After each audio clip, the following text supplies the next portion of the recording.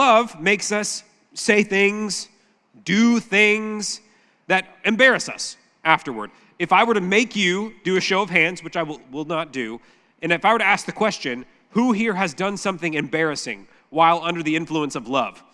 The answer would probably be that basically everyone would raise their hands. When I was 15, love convinced me that Avril Lavigne was the perfect woman. I was mistaken. I will say, though, her first album, Let Go, masterpiece, incredible. So maybe I was half right. I did find out later in life she married the lead singer of Nickelback, which shows that her judgment was also skewed. So definitely not the perfect woman. Anyway, love makes us do interesting things, but love also has an undeniable it factor to it. It can light a fire in you in a way that very few other things can. Think about all of the great works of literature or music that have been inspired by love. I think about Dante. One of the great works of all time is Dante's Divine Comedy. It's an Italian poem. Some of you might have had to read part of it in school, but it's this wonderful work of literature. And Dante tells us that his inspiration came from this beautiful woman, Beatrice, that he saw when he was a boy. And she captured his heart, it lit a fire in him, and it inspired him to write this great work of literature. And so love, we see it in ourselves, we experience it, and then also sometimes we see in other people that love has these interesting qualities to it. A very good buddy of mine, lifelong friend, to protect his identity, for this story I'm going to call him Russell, because that's his actual name. So he's a lifelong friend of mine, but when we were young single guys, I got to see his exploits in love. And I came to the conclusion, after a little bit of time, and by the way, this is outside of my normal personality structure, but I came to the conclusion that I could do a better job of finding a partner for Russell than Russell could do at finding a partner for Russell. And it turns out I was correct about this. So what I did was I worked with another coworker of ours, and we just made a diabolical plan to set Russell up with the girl that we knew he would actually do well with. And her name is Liz, by the way, just wonderful person, and they are married now. They have children. But the way this worked was our plan was that we were going to go on a trip for the church, and we were going to work for it, and we were going on the early trip to go there. And so our strategy was that we just coincidentally set it up so that Russell and Liz rode in the same car to go on this retreat. And wouldn't you know it, sparks flew that weekend. It all started right there. And what I like to think, I'd like to think that during that weekend at some point, Russell was thinking to himself, isn't it just so wonderful and serendipitous that I met this girl and that we have so much in common and that we're a great match? Man, how wonderful is that? All the while not knowing that it was not serendipity. It was serendip-a-me. I made the thing happen. But sometimes love just feels like it's easy. Feels like it just falls into place, even though there might be stuff going on behind the scenes. But even though sometimes love might feel that way, if you listen to the way that people have talked about experiencing love, it might give you the picture that love is a little bit more complicated than just something that's easy all the time. Let me give you some examples of this. When I was a child, I heard in a commercial a song. So it was in a Gatorade commercial when I was a child. This song in the background had these lyrics: love hurts, love scars, love wounds and marks any heart. It takes a lot of pain. Love hurts. I remember watching this as a kid. They have pictures of Michael Jordan drinking Gatorade, and it's saying love hurts. And I was like, that doesn't make sense. That's not what I understand love to mean. Love hurts. In the 80s, Pat Benatar was a singer. She said that love is a battlefield. Jordan Sparks, another singer in the 2010s, had the same thought. Love is a battlefield. One of my favorite of these, there was an artist in the 80s. For those of you who are young, you have no idea what I'm talking about. There was an artist named Meatloaf, and I have a picture of him here. That is a face that only a mother could love. She was blind in one eye, and the other one was kind of impeded also. Anyway, he had a song where he said, I would do anything for love, but I won't do that. That doesn't make any sense either. The impression that I got from all these songs is that love is just kind of complicated. It's hard to know what it is. I think this is most succinctly asked by another musician philosopher from 1993. His name is Hathaway, and he asked the question about love this way. That song was made even more famous by a Saturday Night Live skit, so from the bobbing heads, I know who have seen that. What is love? The question that we're going to meditate on today is that exact question.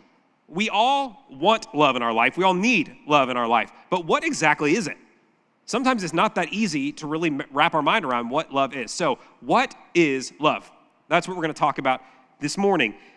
The idea of love is all over the biblical narrative, every part of it. The beginning, the creation story, the prophets, in the New Testament, it's everywhere. I want to read you just a few verses that end up talking about love.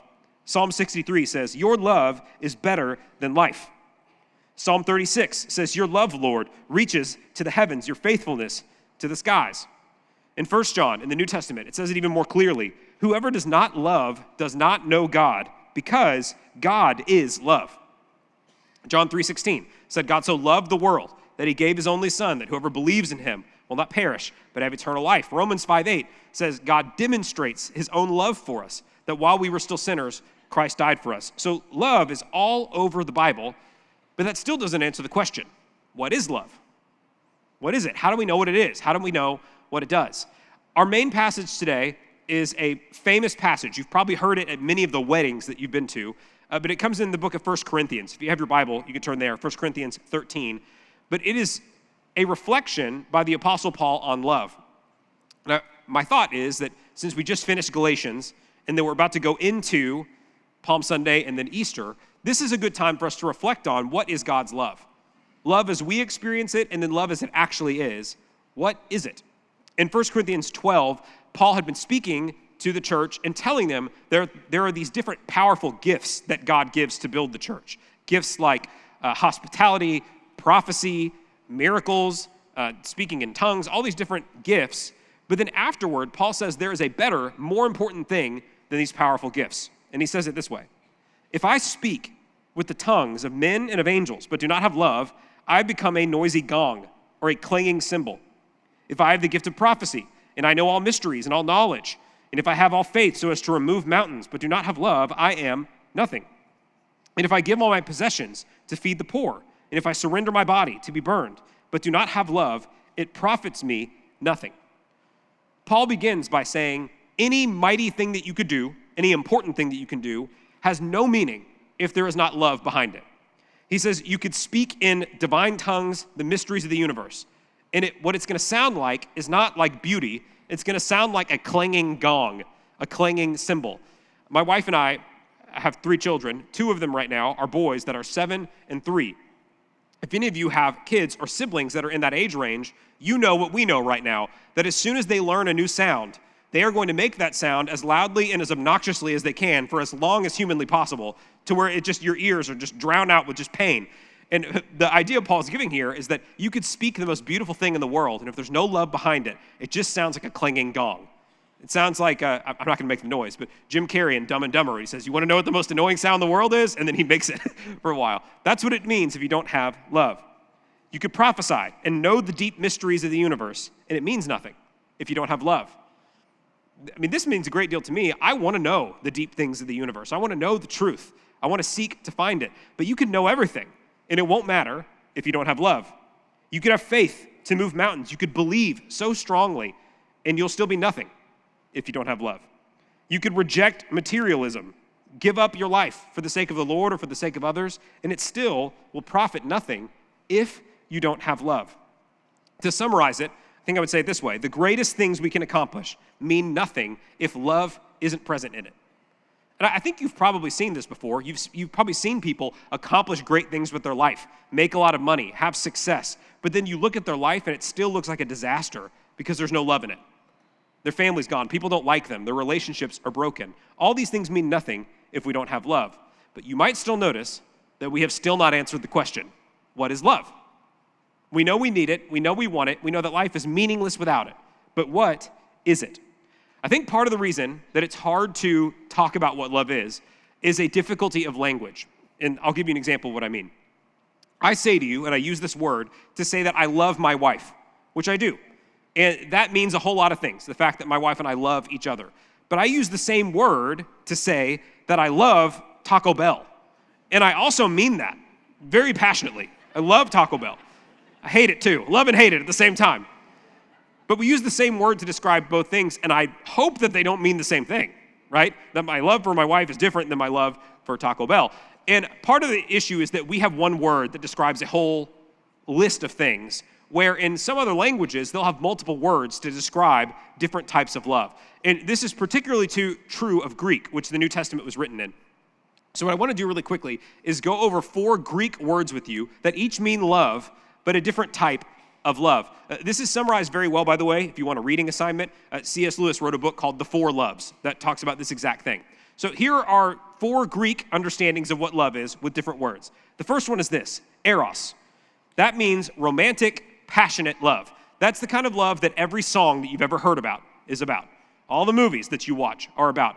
Eros talks about love that is it is passionate in nature, it's fiery, and it's also possessive in nature.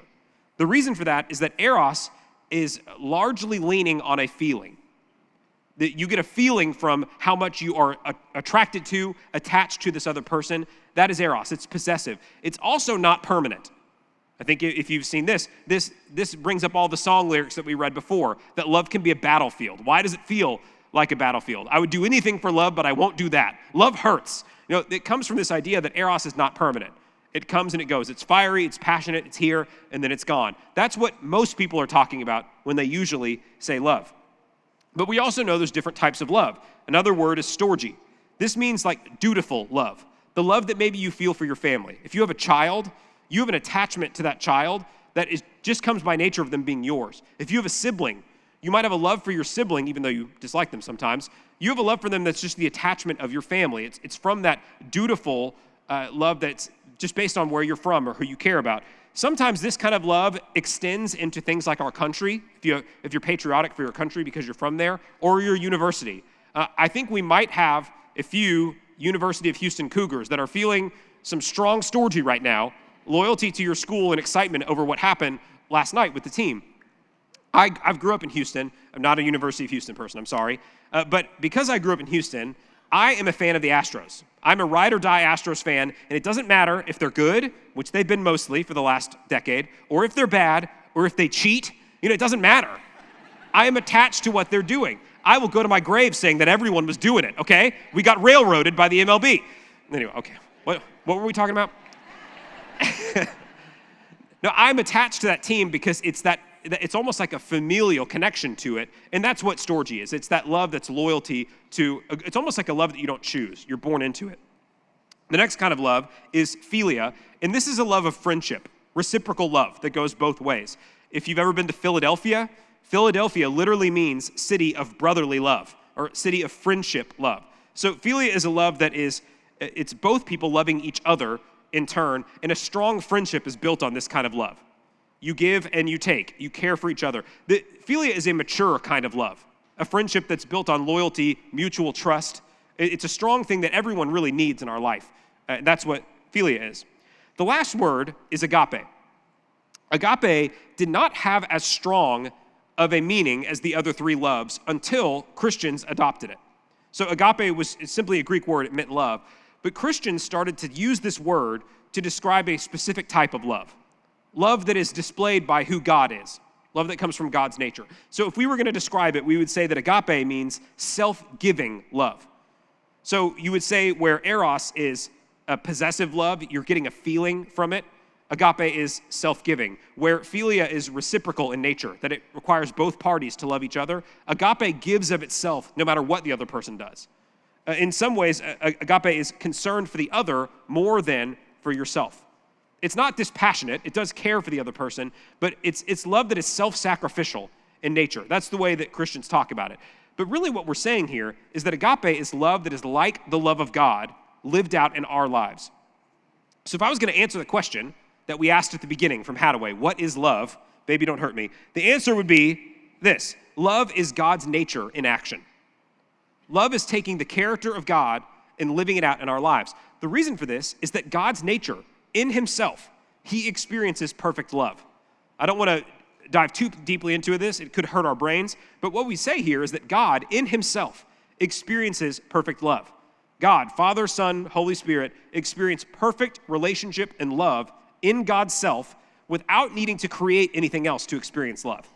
God didn't create humans because he was lonely and needed to experience love from other people. He experiences that in himself. It is his nature. And so, if we are to love the way that God loves, that's what love really looks like. We are taking God's nature and embodying it in our lives. Paul continues and he gives descriptions of what this love looks like. He says, love is patient. Love is kind. It does not envy. It does not boast. It is not proud. It does not dishonor others. It is not self-seeking. It is not easily angered. It keeps no record of wrongs. Love does not delight in evil, but rejoices with the truth. It always protects, always trusts, always hopes, always perseveres. Love never fails. So Paul gives us this description of what the characteristics of love look like, its qualities. And you might have noticed this. It stuck out to me so dramatically when I read it this week. These qualities look so similar to Paul's description of the fruit of the Spirit in Galatians chapter 5 that we read a few weeks ago. Love is essentially all of these fruit that come from the Holy Spirit in our lives. It is patient, so it does not react quickly to other people. It is kind. It's not boastful. It's not arrogant. It is self-giving in nature, slow to anger. You might say that you love somebody, but if you're quick to fly off the handle at them, are you really loving them? It does not keep a list of wrongs. This is a really difficult one, by the way. If you're in a long-term loving relationship of any kind, so if you're married or if you have a child or if you're a parent or a sibling, it's really easy when you come into friction with the person that you're in a relationship with to start listing off things that have made you mad in the past. And by the way, that's not fighting fairly. If you're in some sort of argument with somebody and then you're like, well, you did this to me 3 years ago. Well, that's not fair. You're not talking about the thing that you're talking about anymore. Love doesn't do that. Love does not keep a list of wrongs. It's consistent and it never fails. That's what love looks like. Love is a love that is patient with people, kind, it gives of itself, it is slow to anger, it loves other people. That love is all these things listed into one. So if we were going to describe what love is and love is not, I would say it this way. Love is a choice. Love is a choice. So we've said that love's definition comes from being what God's nature is like. We are not God. We are made in God's image. But ultimately, to love someone means to choose to do it, to act on a choice. That's what love actually is. And so what that also means, by definition, is that love is not a feeling. Now, I have to give some clarity here. It's not that love doesn't involve feelings, because it clearly does. But love is more than a feeling. I was tempted to use the Boston song, More Than a Feeling, here, but I've done enough songs for this morning. Love is a choice. It's an action. It is more than a feeling. There are feelings involved in it, but love means loving a person whether you feel like it or not. That's what real love is. Real love is not feeling strongly about a person. It is choosing to love somebody. Love is also not short-sighted.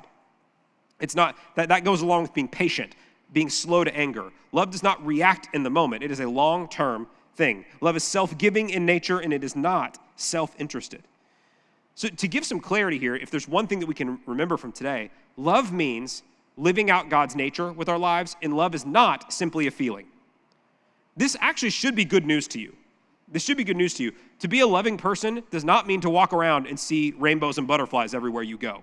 That should be encouraging because you don't see rainbows and butterflies everywhere you go. Sometimes life is hard. To love someone means to choose to do it, whether you feel it or not. Here's the way I would describe it. Love means God's nature lived out and embodied in our lives. God has given you the body that you have now. He's given you the life that you have. You and I have an opportunity to live out God's nature with the way that we treat other people around us. And it's not always romantic or eros in that way, that it's always passionate or great. It's that you are choosing to be like the Lord in the way that you treat other people. I came across a story a couple of years ago. There's a guy named Arnold Vandenberg. He's an investment manager, but the thing that's interesting about his story is that he is Jewish and he grew up in Germany during World War II.